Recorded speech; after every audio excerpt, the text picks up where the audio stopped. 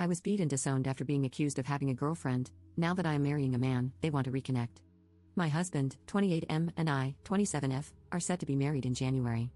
On his side, his entire family is invited, while on mine, only my maternal aunt and her husband are attending. When my parents and the rest of my family discovered this, they made a big fuss and treated me horribly. However, I believe I am justified in not wanting them there on my special day. For some context, I was the first daughter, granddaughter, and niece of the family. I was everyone's special darling, that is, until the arrival of my siblings. When I turned 8, my little sister was born, and my grandparents, as well as my mother, stopped treating me like their child. The favoritism for my younger sister was extremely blatant. If my sister broke something, they never scolded her, but if I said something mean to my sister, I was punished. One time, she even broke my glasses, but I was the one who got punished for it. As for my father, he was present for a while, but then just disappeared. He was consistent with sending money, but never with calls or visits. When I turned 11, I was actually closer to my maternal aunt, who lived miles away from me, than the family members I was forced to live with. That aunt, who is 9 years older than me, is my mother's half-sister, and although I only saw her on special occasions, we talked on the phone twice a day. When I was 12 and she was 21, I stayed with her all summer, even though my mom didn't believe my aunt could take care of me, and those were the best 2 months of my life. After my vacation, I studied more and had very good behavior at school, with the intention that they would let me go see her again. However, everything was ruined when my grades in mathematics began to decline. Although I tried hard, and my aunt gave me classes and even paid for a tutor, my grades didn't improve. That year, my aunt visited me in the middle of the school year, and went with my mother to see what was happening at school. It was then, when my mother and aunt met with my teacher, that I was accused of not paying attention in class because, in my teacher's words, I was too busy being distracted by my girlfriend. My mother and aunt were amazed, and asked the teacher why he said that. The teacher argued that I was not normal, and that I was into girls. It was a religious school, so you can imagine how serious an accusation like that was. He claimed that one of my classmates was my supposed girlfriend, and that's why I was struggling to pay attention. My aunt made a fuss and threatened to sue them for discrimination, but my mother believed the teacher. When we got home, my mother beat me up and exposed me in front of the entire family, even though I was not romantically interested in other women, and that supposed girlfriend was just a normal friend of mine. My aunt intervened and confronted my mother, and it was then that my mother kicked me out of the house and told my aunt that if she loved me so much, then I should move in with her, because I was ashamed to my mother and would not be allowed here. My aunt didn't think twice and took me with her. She called my father and told him about the situation, and they both filed a complaint and made it clear that I would stay with her. My grandmother, who lived with my aunt, also disowned and disapproved of me for the same reasons my mother did. However, my aunt, who owned the house, kicked her out. From that day on, my aunt and her husband, who was just her boyfriend at the time, took care of me as if I were their own daughter. When I turned 15, my uncle legally adopted me.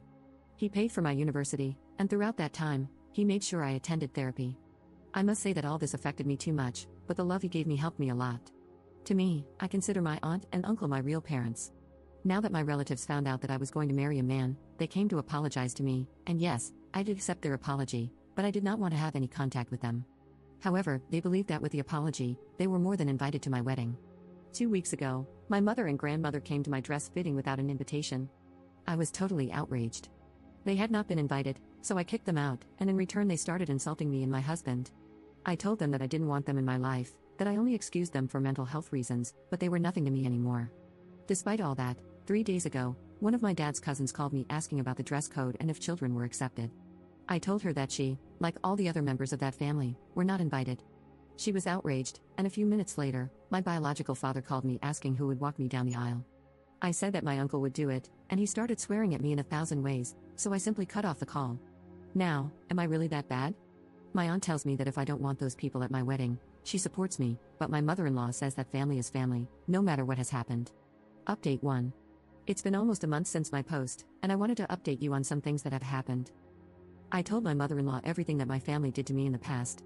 At first, she seemed understanding, but then my partner discovered that she was still communicating with my biological parents, and decided to cut ties with his mother. He warned her that if she continued with this attitude, she would never know her grandchildren.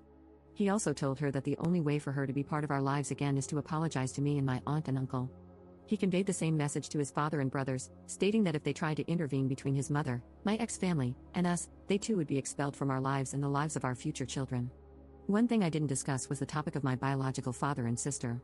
It turns out that after some time, he accepted that I wasn't going to be a part of his life, and he returned home to my biological mother and they had another child. As for my sister, she always believed that I lived with my father, and I, on the other hand, always believed that my sister had a better life. However, I found out everything she had suffered in my absence. My ex-family mistreated her day and night. She was practically kidnapped and couldn't even use the phone or social networks, even though she is now of age. When we found out about all this, we decided to go for my sister. I must say that it was not the best way, but we followed her until we found her university. There, we approached her and asked her to accompany us. She was very happy to see us and agreed to come with us. Together, we unburdened ourselves about everything. We apologized and told each other everything, realizing that we were both victims of our parents. Now, my uncle is fighting for custody of my little brother. With my sister's testimony and mine, we hope to achieve it.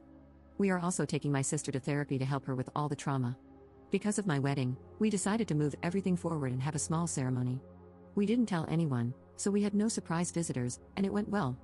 Thank you all for your advice and support.